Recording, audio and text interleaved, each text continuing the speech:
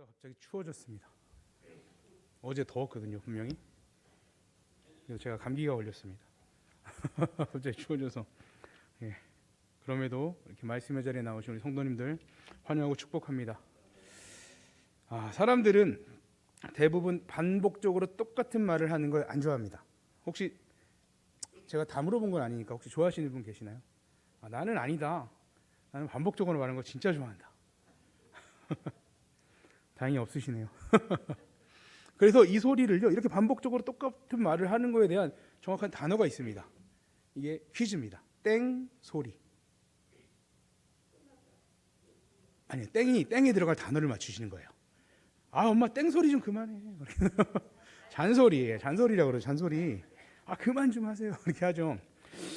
심지어 어떤 사이트에서요, 엄마의 잔소리 베스트 7 이렇게 올려놓는 걸 제가 보고 같이 공감하기를 원해서 한번 기록해 왔는데요. 혹시 내가 많이 들어보았거나 요즘 이제 여기 계신 분들 대부분 들어볼 입장이 아니라 하실 입장이죠. 해보았거나 하다면 공감을 좀 해주시기 바랍니다. 자, 7가지 중에 첫 번째, 약간 엄마 톤으로 제가 할게요. 너 지금 어디야? 시간이 몇 시인데 안 들어와? 친구랑 신나게 놀다가 시간이 조금 늦어지면 여김없이 전화가 딱 오죠. 왜 안 들어오냐? 두 번째, 7개 중에 두 번째는 저는 솔직히 이해가 좀 안 되지만 그래도 보편적인 사람들은 아마 이렇게 하고 있는 것 같습니다. 밥 좀 많이 먹어라. 밥 좀 챙겨 먹어라. 밥은 먹고 다니니? 예. 세 번째, 이것도 저도 많이 들었던 말인데요. 어머니의 잔소리 베스트 7 중에 세 번째입니다. 여기가 방이니 돼지우리니 혹시 쓰레기통이니? 또 이렇게 뒤에 붙이죠. 치우는 사람 따로 있고 어지르는 사람 따로 있냐? 이렇게 하죠. 대부분 공감을 하시네요. 그리고 7가지 중에 네 번째는요, 도대체 밤에 안 자고 뭐하고 지금까지 있냐? 혹은 아침에 지금까지 자고 있냐? 이렇게 왜 안 자냐? 늦잠을 자냐? 이 두 가지죠. 이건 좀 어머니가 오해했을 수가 있는 소지가 있습니다. 밤에도 일찍 잤어요. 밤에도 일찍 잤지만 아침에 늦게 일어나는 겁니다. 안 잔 게 아니라. 다섯 번째, 7가지 중에 다섯 번째입니다. 옷을 또 샀어? 혹은 신발을 또 샀어? 신발이 몇 개야? 너가 지네야? 이런 이야기를 하죠. 전에 샀던 거라, 엄마가 전에 샀던 거예요. 싸게 샀어요. 속에서 안 통합니다. 정확히 아세요. 여섯 번째, 이 날씨에 옷이 그게 뭐니? 너무 얇다, 혹은 너무 두껍다. 날씨 계절에 맞지 않는 옷을 입고 나왔을 때, 혹은 빨지 않고 여러 번 입었을 때 들을 수 있는 소리죠. 귀찮아서 때에 맞지 않는 의상을, 혹은 똑같은 옷을 빨지 않고 벗은 그대로 벗어났다가 다시 입고 나오는 그런 자녀들에게 하는 말입니다. 그리고 결국 하루 종일 덜덜 떨면서요, 후회합니다. 엄마 말 들을 거야. 이렇게 후회합니다. 그 마지막 7가지 중에 7번째, 보통은 누구도 이런 거 해주시는데 여기 안 해주시네요. 누구. 자, 이렇게 살다 뭐가 될래? 앞으로 뭐 해서 먹고 살래? 말문이 딱 막힙니다. 당장 오늘도 제가 어떻게 살지 모르는데 앞으로 내가 어떻게 살아야 되지? 이런 생각을 하게 되죠. 또 잘못 대꾸하면요, 이렇게 얘기하세요. 옆집 철이 봐라. 엄마 친구 누구 아들 봐라. 지금 어디에 취직을 해서 막 이렇게 결혼도 했는데 걔는 막 이렇게 얘기를 하십니다. 많이 공감이 되시나요? 공감되세요? 간혹 남편들도 듣기도 하는 것 같아요. 자녀만이 아니라 큰아들이죠. 잔소리라고 말하지만 다 중요한 이야기입니다. 하나도 중요하지 않은 이야기가 없습니다. 근데 아무리 말해도 변화가 없고 들은 것 같지 않으니까 또 하는 거죠. 자녀를 사랑하는 어머니의 마음에 하는 말씀이고, 어떤 때는 그리울 때도 있습니다. 엄마가 그렇게 했었는데 이제 그렇게 말할 사람이 없네, 이런 그림도 있죠. 오늘 말씀은 주전 605년에 하나님께서 예레미야 선지자를 통하여서 유다 백성들에게 반복적으로 주시는 말씀입니다. 아까 무슨 소리라고 그랬죠? 땡소리?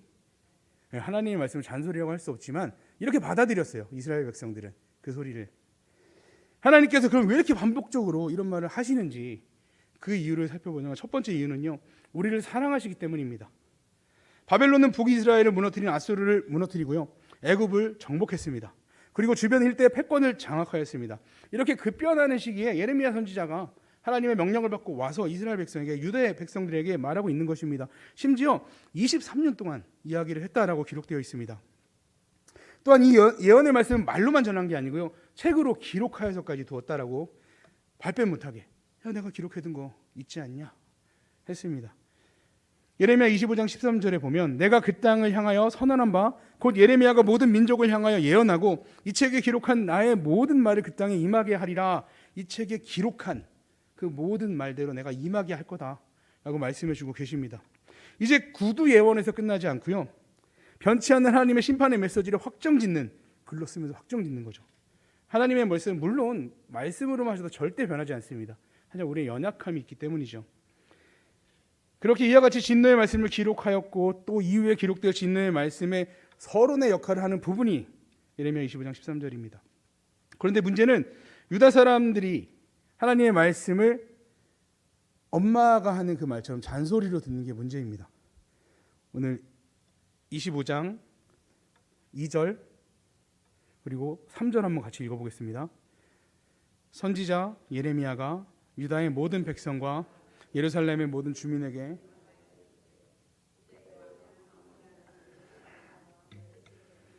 오늘날까지 23년 동안 여호와의 말씀이 내게 임하기로 내가 너희에게 꾸준히 일렀으나 너희가 순종하지 아니하였느니라. 안타까움이 절절히 묻어나 있는 말씀입니다. 유다 왕 아몬의 아들 요시야 때부터 오늘 이 말씀을 주셨고, 이 말씀을 기록할 때까지 23년간 여호와 하나님께서는 이 유다 백성들 예레미야의 입을 통해서 그들에게 이 말씀을 주었던 것입니다.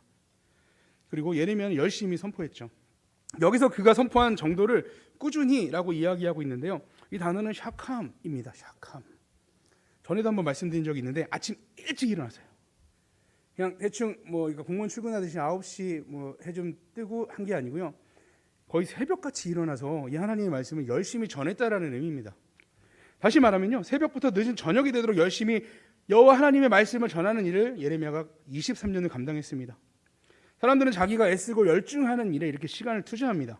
예레미야는 그의 열심으로 이제 유다 백성 중에 예레미야가 전하는 심판의 말씀을 듣지 못한 사람은 아마 없을 것입니다. 직접 못 들어도 전달해서 듣기라도 했겠죠. 요즘 이런 말을 좀 들은 적이 있는데요, 맛있는 음식을 보고 이렇게 말합니다. 이 음식은요, 한 번도 안 먹어본 사람이 있을 수 있어요. 근데 한 번만 먹어본 사람은 없어요. 이게 무슨 얘기죠? 한 번 먹어보면 계속 먹게 된다는 거예요. 안 먹었으면 모르니까 그렇지만 한 번 먹어보면 계속 먹게 된다는 것이죠. 근데 예레미야를 통해서 선포된 심판의 말씀은요, 안 들어본 사람도 없는 겁니다. 다 들어본 거죠. 한 번만 들어본 적도 없겠죠. 새벽부터 열심히 전했습니다. 심지어 하나님의 말씀은요, 이 예레미야를 통해서 23년간만 한 게 아닙니다. 예레미야 25장 4절에 보면 그러므로 여호와께서 그의 모든 종 선지자를 너희에게 끊임없이 보내셨으나 너희가 순종하지 아니하였으며 귀를 기울여 듣지도 아니하였도다. 하나님께서 예레미야 선지자를 통해서 하나님의 말씀, 심판의 말씀, 또 돌이키라는 말씀을 주시는 것, 그와 동일하게 다른 선지자들도 많이 보내주셨다는 것입니다. 예언서를 기록한 선지자 중에서만 본다면 미가, 나움, 하박국 같은 선지자는 예레미야보다 조금 더 앞서서 왔던 선지자고요. 그리고 스바냐는 예레미야 동일한 시대에 하나님의 말씀, 이 심판의 말씀을 전한 선지자입니다. 그 외에 책을 기록하지 않아서 여기 우리에게 성경으로는 없지만 많은 사람들이 하나님의 말씀을 받아서 전한 사람이 있다라고 합니다. 하나님께서 이와 같이 끊임없이 선지자를 보낸 이유는 하나님의 백성이 그 길을 떠나지 않기를, 하나님이 말씀하신 길을 떠나지 않기를 원하셨기 때문입니다. 하나님의 백성이 멸망이 아니라 생명을 얻기를 원하시기 때문에 이렇게 많은 사람을 보내서 반복해서 이야기하는 거죠. 우리 부모님들 호적에서 판다고 해도 안 파잖아요. 방법을 모르시면 안 팝니다. 그 안타까운 마음을 그렇게 전하는 거죠. 하나님께서는 반복적으로 말씀을 주시는 두 번째 이유는 불순종 때문입니다. 이스라엘 유다 백성들의 불순종 때문인데요, 7절 8절에 보면 너희가 내 말을 순종하지 아니하고 너희 손으로 만든 것으로서 나의 노여움을 일으켜 스스로 해하였느니라. 여호와의 말씀이니라. 그러므로 만군의 여호와께서 이와 같이 말씀하시니라. 너희가 내 말을 듣지 아니하였느니라. 정확하게 딱 얘기해 주십니다. 너희가 내 말을 듣지 아니하였느니라. 하나님은 사랑의 마음으로 그토록 오랫동안 유다 백성들에게 하나님의 그 구원의 말씀을 이야기해 주셨습니다. 근데 하나님의 백성, 자칭 하나님의 백성이라고 말하는 유다 백성들은요, 자칭 하나님의 성전이 우리 예루살렘에 있다라고 자랑스럽게 여기는 그들은 끝까지 불순종했습니다. 그러니까 멸망을 당해버렸으니까 끝까지 한 거죠. 더 이상 끝은 없죠. 3절에서 8절까지 계속 강조하는 말씀이 있는데요, 성경에서 주로 같은 단어를 반복하면 중요하다는 것입니다. 의미를 두는 것이죠. 3번이나 순종하지 않았다 라고 말씀을 하고 계시고요, 4절에는 귀를 기울여 듣지도 아니하였다. 8절에 결론적으로 너희가 내 말을 듣지 아니하였느니라. 그런데 그들은 듣지 않은 그들의 뭐를 안 들었는지 내용을 보면 이렇습니다. 하나님의 백성이 약속의 땅에서 계속 살 수 있는 방법, 그러니까 우리로 치면 구원받을 수 있는 방법을 계속 얘기해 주신 거죠. 야, 죄에서 떠나야 돼. 우상을 섬기면 안 돼. 나 여호와 하나님, 나하고만 교제해야 돼. 나하고만 함께 해야 되라는 말씀인 거죠. 그러니까 약속의 땅에서 계속 하나님이 주신 것을 누리는 삶을 사는 방법입니다. 그리고 하나님과 동행할 수 있는 방법. 죄는 절대로 하나님과 동행할 수 없습니다. 우리 안에 죄가 있다면요, 같이 하나님 앞에 나갈 수조차 없습니다.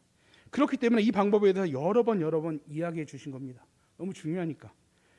이거를 유다 백성이 듣지 않은 것입니다. 결국 하나님의 말씀을 듣지 않고 우상을 끊임없이 섬기며 하나님의 노여움을 일으킨 백성이 되었습니다. 우리도 하나님의 말씀을 들을 때나 읽을 때 모든 말씀에 다 아멘 하시죠. 한번 빠진 거 아멘 하시죠. 근데 간혹 이 걸리는 말씀이 있어요.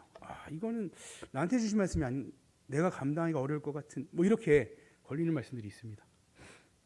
그래서 그럴 때는요, 순종하는 마음으로 듣는 게 아니라 뭐 다른 사람을 쳐다보거나 아니면 나와 상관없는 이야기처럼 들을 때가 많습니다. 이에 대해서 베드로전서를 보면 이렇게 나옵니다. 베드로전서 2장 6절, 7절, 8절에 보면 성경에 기록되었을 때 보라, 내가 택한 보배로운 모퉁이 돌을 시온에 두노니 그는 믿는 자는 부끄러움을 당하지 아니하리라 하였으니, 그러므로 믿는 너희에게 보배이나 믿지 아니하는 자에게는 건축자들이 버린 그 돌이 모퉁이의 머릿돌이 되고 또한 부딪히는 돌과 걸려 넘어지게 하는 바위가 되었다 하였느니라. 그들이 말씀을 순종하지 아니함으로 넘어지나니 이는 그들을 이렇게 정하신 것이니라. 하나님께서 시온에 두신 모퉁이돌 예수 그리스도를 말씀하고 있는 거죠. 말씀이 육신이 되어 이 땅에 오신 분, 우리 구주 예수 그리스도, 믿는 자들에게는 보배와 같은 존재입니다. 예수 그리스도 없이 우리는 살아갈 수 없죠. 없다면 정말 그 끝은 참혹할 따름입니다. 하지만 주님을 믿지 않는 자들에겐요, 건축대들이 이 건물을 지으면서 막 쓰다가 이거는 뭐 크기도 애매하고 뭐 어디 쓰기도 애매해서 버린 돌처럼 여긴다라는 것입니다. 이와 같이 예수 그리스도가 불필요하고 거추장스럽게 여겨지는 이유는 말씀에 순종하지 않았기 때문이다 라고 말씀하고 있습니다. 예수님이 하나님이 우리에게 주신 말씀 그 자체입니다. 예수님은 우리의 사람들의 눈에 보이게 이 땅에 인간으로 오셨습니다. 근데 예수님을 바라보면요, 우리 눈에 뭐가 보이느냐면요, 심판이 보입니다. 예수님 자체가 심판의 메시지입니다. 그리고요, 예수님 자체가 살아있는 구원의 메시지인 겁니다. 그러니까 예수님 자체가 말씀이죠. 예수님이 이 땅에 오신 것, 심판의 메시지이고 또 하나님의 구원의 천국을 누리는 삶을 살아가는 메시지인 것입니다. 또한 하나님의 사랑의 결정체가 예수 그리스도입니다.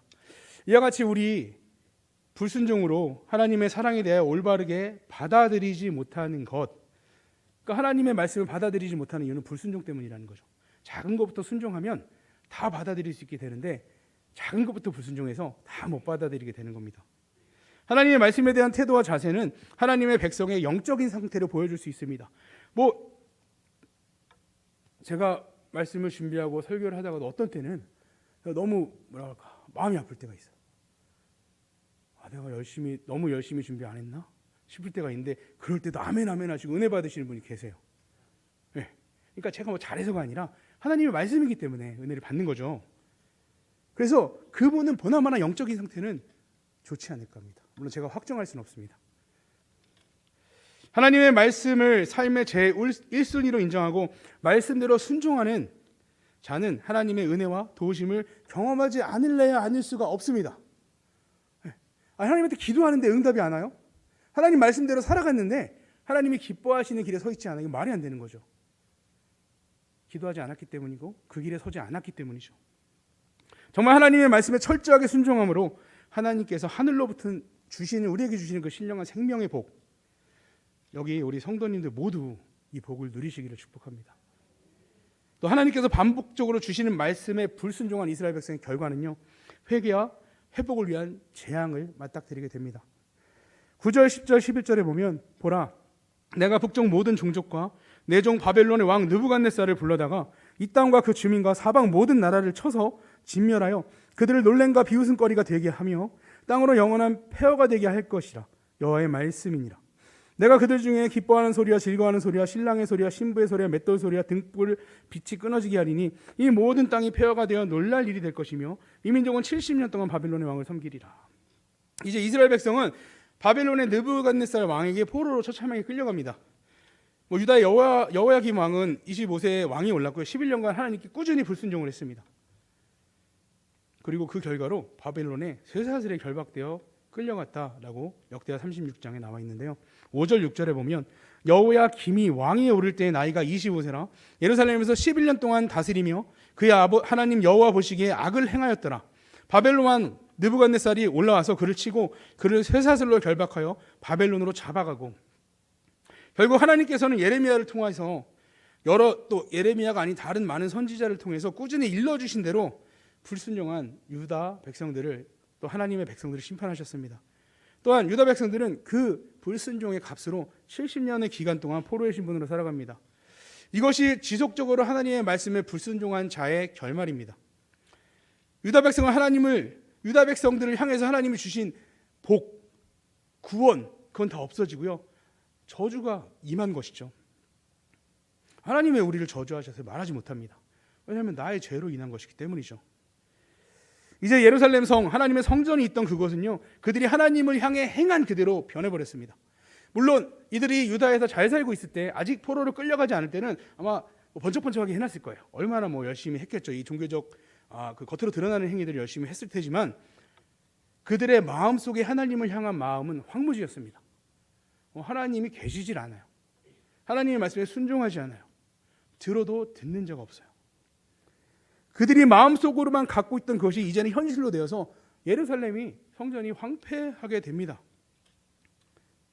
우리가 하나님의 말씀을 듣고도 그 말씀과 상관없는 오히려 반대되는 삶을 살고 있는 것은 아닌지 우리도 두렵고 떨리는 마음으로 돌아봐야 합니다. 정말 만약 그렇다면 돌이켜야 합니다. 아직 심판이 임하기 전에, 아직 시간이 남아있을 때 우리는 돌이켜야 합니다. 하지만 하나님의 심판이 유다 백성들에겐 끝이 아닙니다. 여기서 심판으로 끝은 아니죠. 반복된 말씀으로 계속 심판에 대해 뒤에 회복의 은혜를 주시는데요, 하나님의 심판의 목적은 회복에 있습니다. 이상하게 들리겠지만 유다 백성들을 심판한 이유가 회복 때문이야. 이상하지 않나요? 너 잘 되라고 때리는 거야. 아니세요? 제가 맞는 입장에서 좀 이상했는데 때리는 입장은 좀 안 이상하기도 하고, 하나님의 매를 드신 거죠. 우리 사람이 부모님 말씀을 안 듣는 부분에 대해서는요, 잘 될 수도 있고 잘 되지 못할 수도 있습니다. 그대로 들었다고 다 성공하는 거 아니에요. 근데 하나님의 말씀은 그렇지 않습니다. 100%예요. 그대로 이루어집니다. 황폐해진 땅을 회복시키시고 황폐해진 우리의 믿음을 회복시키시기 위해서 하나님께서는 이 징계를 유다 백성들에게 내려주신 것입니다. 예레미야 25장 12, 13, 14절에 여호와의 말씀이니라. 70년이 끝나면 내가 바벨론의 왕과 그의 나라와 갈대인의 땅을 그의 죄악으로 말미암아 벌하여 영원히 폐허가 되게 하되, 내가 그 땅을 향하여 선언한 바 곧 예레미야가 모든 민족을 향하여 예언하고 이 책에 기록한 나의 모든 말을 그 땅에 임하게 하리라. 그리하여 여러 민족과 큰 왕들이 그들로 자기들을 섬기게 할 것이나 나는 그들의 행위와 그들의 손이 행한 대로 그대로 갚아주리라. 예레미야를 통한 하나님의 말씀대로 70년이 지나고 하나님은 회복의 도구로 바사왕 고레스를 사용하여서 하나님의 백성들을 회복시켜 주십니다. 다시 돌려보내 주시죠. 황폐해진 예배의 자리로, 황폐해진 그 하나님과 만나는 자리인 예루살렘으로 다시 보내주시고, 이제 하나님과 거할 그 예루살렘을 다시 회복시켜 주십니다. 하나님께서는 지금도 우리의 믿음을, 또 우리의 회복을 너무나 원하고 계십니다. 하나님의 백성이 회복되는 일을 가장 기뻐하는 건요, 제가 아닙니다. 우리 자신이 아니고요, 하나님이십니다. 그렇기에 이와 같이 심판이 임하기도 전에 회복의 말씀을 주시는 거예요. 회복해라. 심판을 주시면 너희들이 회복하길 원한다 말씀을 주시는 거죠. 그러면 우리는 우리를 사랑하고 회복해 주시는 하나님의 말씀에 당연히 귀를 기울여야 합니다. 하나님의 말씀에 순종하는 것에 우리의 모든 것을 다해서 전심전력을 다해야 합니다. 오늘 하나님께서는 하나님의 백성에게 반복적으로 생명의 길을 말씀해 주셨습니다. 직접 말씀하시기도 하고요, 율법을 통해서 말씀하기도 하고요, 심지어 사람을 보내서 말씀해 주시기도 했습니다.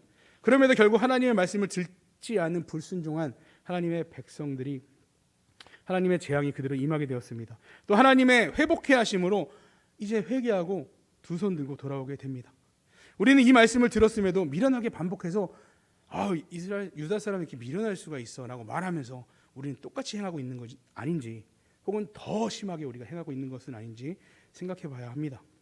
하나님의 말씀을 듣지 않는 자에게는 심판과 멸망의 길 외에 다른 선택지가 없습니다. 우리 성도님들은 모두 생명의 길로 나아가는 복된 성도 되시기를 축복합니다.